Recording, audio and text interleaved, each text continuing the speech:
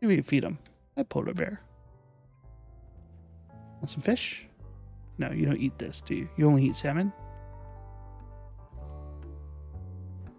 Okay, so you could walk up here, but you can't walk on the ice. Why? You make no sense, polar bear. As long as there are no babies around, you're cool. It's the babies that bother me. Bleh. Look at the fish.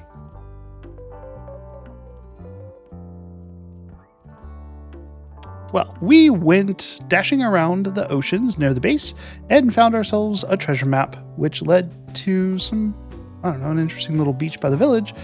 But inside the treasure map, or the treasure, I should say, we had another heart of the sea. So combining it with our nautilus shells, we will be able to create another conduit that we can use. That'll help us breathe underwater and just have better vision, things like that, while we're working around there. So that's going to be fun and exciting. We'll get that set up right away. And to kick things off, nether. So off we go to do that.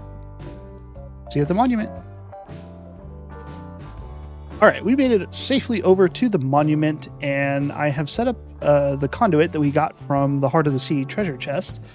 We can breathe underwater and not have to worry night vision and all that, which is going to be convenient because this is a frozen ocean, which means we're going to be contending with polar bears, strays at night, creepers, zombies. Oh, it's bad.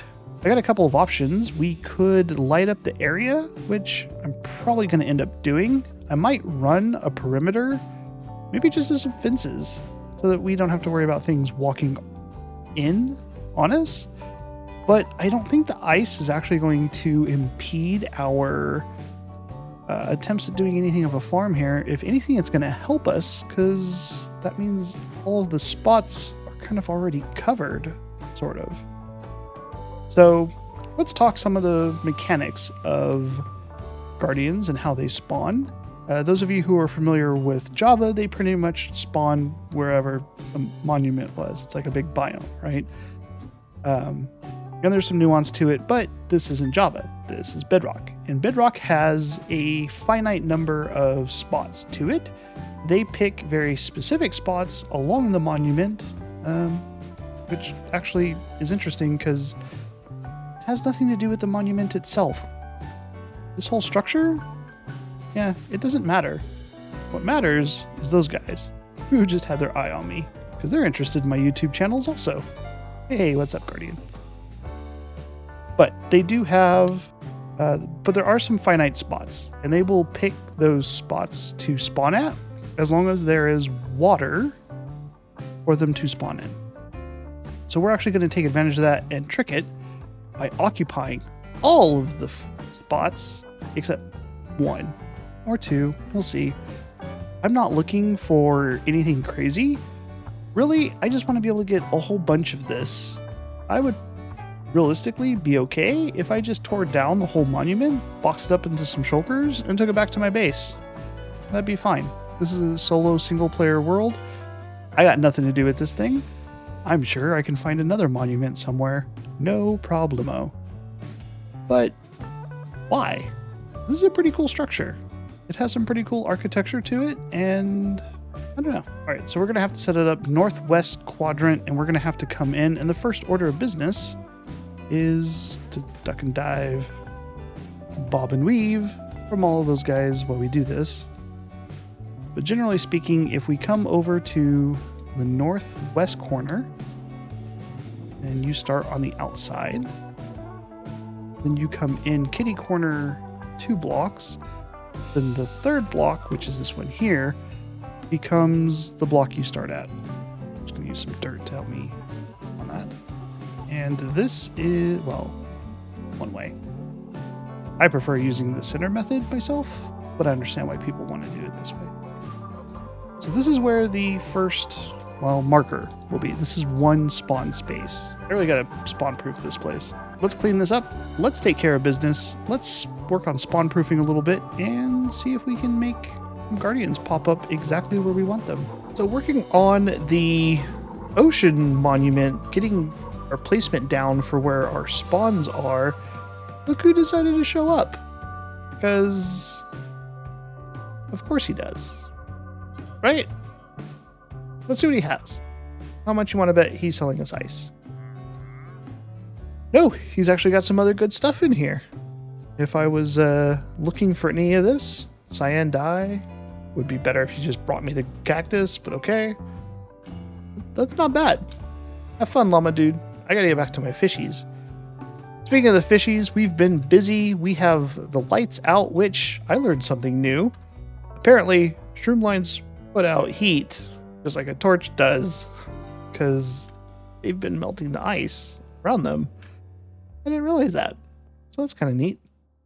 But I have what I believe are all the spawn points really mapped out. We lowered the conduit because it was actually in the way of this one. So, This is what we need to check. We need to see if these guys are coming from where they're supposed to or they aren't. Potentially, they should only be spawning at the highest point in their little area. And we might have a problem with a few of them around. Looks like there's some inside. Maybe.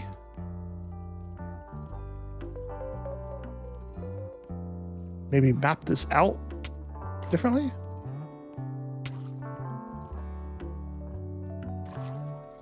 Kind of creepy having an eyeball sticking out of there.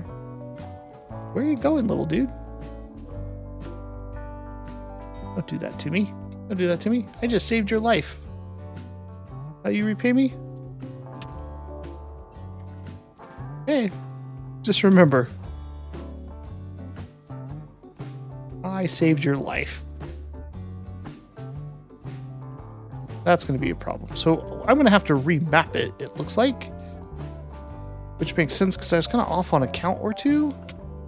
So we'll figure it out. It looks like maybe I only have 1 or 2 spawning spots to really worry about.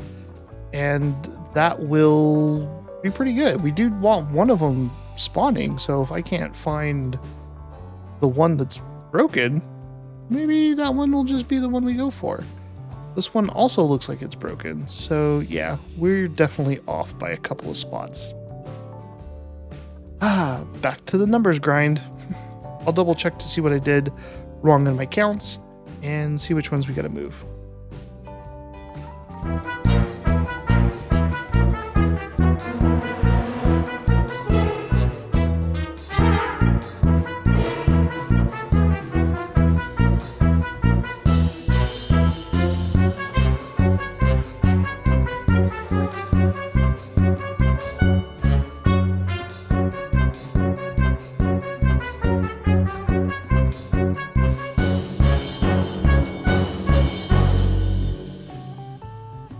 Is sitting here at the Guardian spot, and you can see I've got all the spots patched up and some Guardians flowing into what is a makeshift drop chute just so I can kill them and kind of make sure things work right.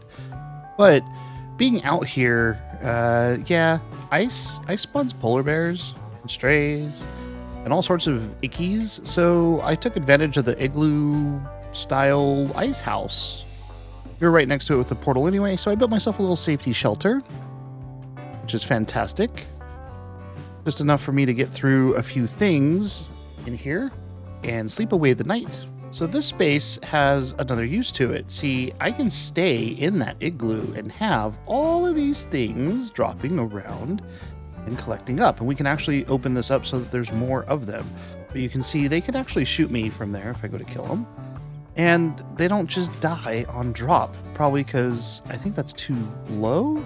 I put in a second blade of lava thinking that might help, but not really. And then I do this, where I get hit with their little thorns and all sorts of stuff. So this is kind of, I don't know, dangerous, especially as I'm low on health and now I have to eat. We are getting quite a bit though. I filled it out just so I filter out filling up with fish. I'd rather the fish stay on top and do nothing, but we've got prismarine crystals and shards. You can see almost a couple stacks there. And on this side, we have quite a bit more. So yeah, it's definitely useful. A couple of things that we're not getting here are squids for the dark ink, which we're going to need for the dark prismarine, which is definitely one of the blocks I really wanted. So So I thought I might take advantage of the space since it will spawn squids. Maybe we can see about setting up some sort of squid farm. I really don't want to swim around here hunting these things. That's obnoxious. That's just obnoxious. But if we could get a squid farm, that would be great. Of course, I could always set one up closer to the base anyway. But what are we going to do with this thing? That is the question, because I don't want to stand here while they shoot me. I don't want to have to come out here to kill them. Obviously, when these are occupying the hoppers here, that means no more are spawning in, and really this just needs to be a flow. Now, a lot of the farms will have this be another portal, so as soon as they come in, they go away, but then you have to get it lined up and portal linking, and we already went through that once. I don't know that I want to do that again. Could definitely send them into the nether, but what I'm thinking is, instead of having this go up and drop down, what if we just set up a trident killer right there? They spawn, they get blendered, and then die. Maybe a little slower, not necessarily as productive as we could have it, but I could definitely just AFK in here. Editing video, watching a stream, hanging out with my kids, whatever's going on. I figure once I get more or less like a double chest or so of each of the blocks, then I'm probably not going to need to come back here too often. And if we have to, we can always open up more of the spawn spots to doing something like that. Let's get some redstone going. All right, we'll make sure we grab some ink sacks, and then I think I have a trident killer operational, and I'm leaving the drop chute in there. We just got to see if the guardians actually come over and boom, and then they should go and die. I might move this lava blade up and just make that a double, since they kind of hop in there, and then if they die in this lava, we have a stray on the loose. But it seems we've got quite a bit collecting in here. I wanted to stick these in. I don't care about the fish, but this way, if we do get any squid in this as well, they can join us. And let's see what happens. I can hold my looting sword since I have that trident killer running, and we should see him pop up, and ideally we just don't see any come out of there. And if this works well, then what I'll do is move that lava blade up, and we will have all the prismarine our little hearts could deal with. Oh yeah. All right, we've been running about half an hour now. We've had a couple of stray visitors come up and say hi, so we've made sure to collect their heads. Let's go see what we... Oh, I don't want your bow. Go away, bow. Let's see what we got. You can see they're hopping around. They're getting all cut up, burnt in the lava. And yeah, we have some loss because that top set of the lava is killing them and taking up whatever they have. But, wow, look at that. Half an hour, we easily have almost 4 more stacks of shards and definitely at least 2 stacks of the crystals. That is not bad for half an hour's worth of work, especially when we look at crafting prismarine. In order to craft prismarine, we only need 8 of those shards, so it's going to be the black dye that's really going to come down to it. I do have some black dye at my base, and we could always come down here and farm up some of the squids while we're generally around in the area.